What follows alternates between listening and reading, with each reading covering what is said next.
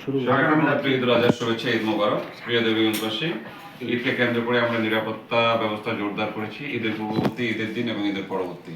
ঈদের পূর্বের দিনগুলোতে যারা ঢাকা থেকে বিভিন্ন জায়গা থেকে বাড়িতে ফিরছেন তাদের জন্য পরামর্শ হলো আপনারা ভোর 5টা পর্যন্ত, ফজরের আজান পর্যন্ত বাস স্ট্যান্ডে অপেক্ষা করবেন।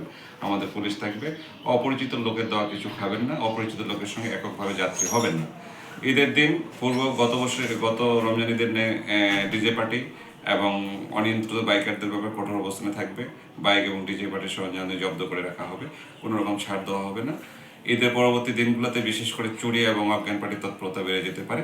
যারা এলাকায় আসছেন তাদের বাড়িকে টার্গেট করে টিউবওয়েলে এবং রান্নাঘরে খাবারের সঙ্গে মিশিয়ে বাড়ির সদস্যদের ঘুম পাড়িয়ে রাত্রে চুরি হতে পারে। সেই ক্ষেত্রে আমরা বলবো যে বাড়ির কোনো সদস্যদের ঘুম ধরলে বা একাধারে ঘুম লাগলে সঙ্গে সঙ্গে আমাদেরকে জানাবেন অথবা 999 ফোন করবেন।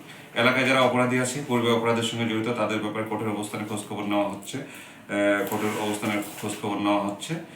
তাদেরকে নজরদারিতে রাখা হচ্ছে। ধন্যবাদ। ঈদ মোবারক। সাধারণ মানুষের নিরাপত্তা, সড়ক দুর্ঘটনা এড়ানোর জন্য সরকারিভাবে নির্দেশনা পাওয়া গেছে বালু, ইট, পাথরবাহী গাড়ি বন্ধ থাকবে।